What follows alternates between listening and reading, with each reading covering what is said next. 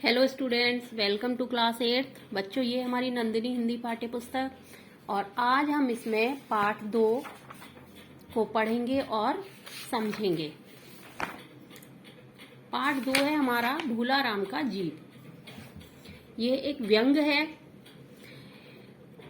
इसमें व्यंग किया गया है उन सरकारी दफ्तरों पर जो कि रिश्वत लेते हैं। उन सरकारी दफ्तरों में भ्रष्टाचार फैला रहता है और जो कोई भी उसकी आवाज, अगर कोई ईमानदारी से काम करना चाहता है तो वो आदमी को ईमानदारी से काम नहीं करने देते, रिश्वत मांगते हैं।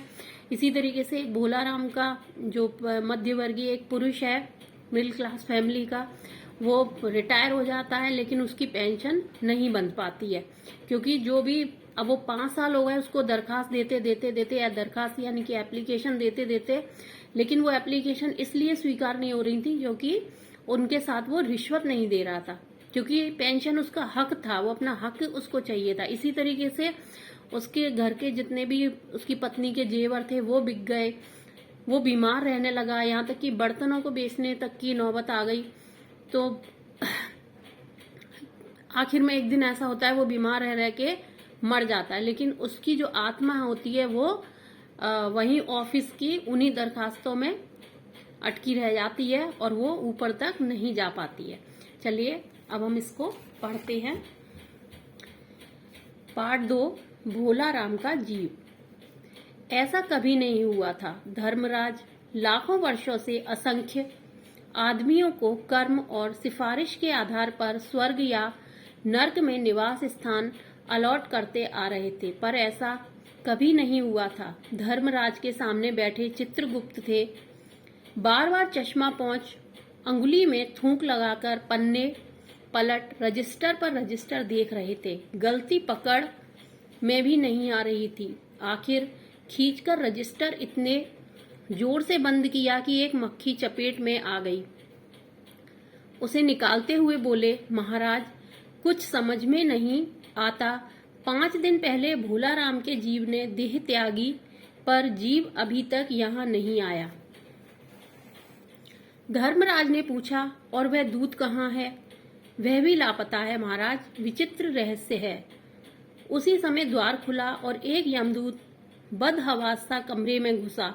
उसका कुरूप और डरावना चेहरा परिश्रम, परेशानी और भय के कारण विकृत हो गया था। उसे देखते ही चित्रगुप्त चिल्ला उठे, अरे तू इतने दिन कहाँ था? भोला राम का जीव कहाँ है? दूत ने हाथ जोड़कर विनती की, महाराज, मैं स्वयं नहीं जानता कहाँ है। मैं कैसे बताऊं क्या हो गया? यों ही जीव ने देह छोड़ी, मैं उसे पकड़कर इस लोक को चला। नगर के बाहर पहुंचकर यों ही मैं उसे चंगुल में दबाए एक तीव्र वायु तरंग पर आरूढ़ हुआ कि वह एकदम खिसक गया। एक क्षण में न जाने कहाँ गायब हो गया। मैंने इन 5 दिनों में सारा ब्रह्मांड छान डाला, पर कहीं पर उसका पता न चला। धर्मराज क्रोध से बोले, मूर्ख, जीवों को लाते लाते बूढ़ा हो गया है और एक मामूली जीव से धोखा खा गया। दूत ने सिर झुकाकर कहा, जो दंड दे मुझे स्वीकार है। मेरी सावधानी में बिल्कुल कमी नहीं थी। मैं अभ्यस्त हाथों से अच्छे वकील भी नहीं छूट सके। मेरे अभ्यस्त हाथों से अच्छे वकील भी नहीं छूट सके, पर इस बार तो कोई इंद्रजाल ही हो गया।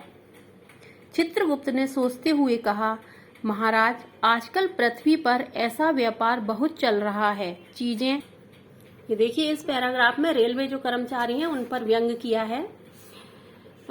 चीजें बीच में ही गायब हो जाती हैं। लोग फल भेजते हैं दोस्तों को और वे खाए जाते हैं रेलवे कर्मचारियों के यहाँ दावत में।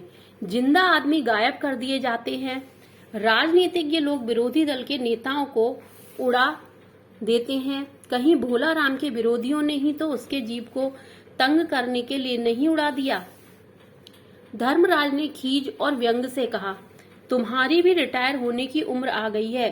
भला भोला राम जैसे नगण्य, यानी कि उसके पास कुछ भी नहीं था, जैसे नगण्य आदमी का कौन विरोधी होगा? फटकार गुटक कर चित्रगुप्त गुमसुम बैठ गए। धर्मराज भी चिंतित मुख को हथेली पर थामे बाहर देखने लगे। सहसा नारद मुनि वहां पहुंचे। दोनों को चिंता में देख बोले, क्यों धर्मराज, चिंतित क्यों हैं? क्या नर्क में निवास स्थान की समस्या अभी हल नहीं हुई? अब देखिए इस वाले पैराग्राफ में किस तरीके से जो इंजीनियर होते हैं, ठेकेदार होते हैं, ठीक है, उन पर किस तरीके से व्यंग किया है। धर्मराज ने कहा, नहीं मुनिवर, वह समस्या तो कब की हल हो गई। इधर बड़े गुणी कारीगर और इंजीनियर नर्क में आने लगे हैं।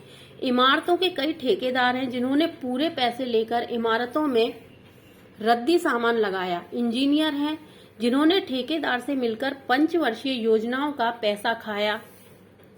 कई ओवरसियर आ पहुंचे हैं जिन्होंने उन मजदूरों की हाजिरी भरकर पैसा हड़पा जो कभी काम पर गए ही नहीं। इन लोगों ने बात ही बात में इमारतें तान दी। उस चिंता से तो हम सदा के लिए मुक्त हो गए, पर एक बड़ी विचित्र उलझन सामने आ गई। भोलाराम नाम के एक आदमी की 5 दिन पहले मृत्यु हुई। उसके जीव को दूत यहाँ ला रहा था कि वह रास्ते में ही चकमा देकर भाग गया। इसने सारा ब्रह्मांड छान डाला, पर वह कहीं नहीं मिला। अगर मेरी व्यवस्था में ऐसे विघ्न आने लगे तो संसार में पाप का भय किसी को ना रहेगा। चलिए बच्चों, अब हमने यहाँ तक इसकी रीडिंग कर ली है। अब हम अपने नेक्स्ट वीडियो में इसके आगे की रीडिंग करेंगे और समझेंगे। ओके स्टूडेंट्स, चलिए बाय।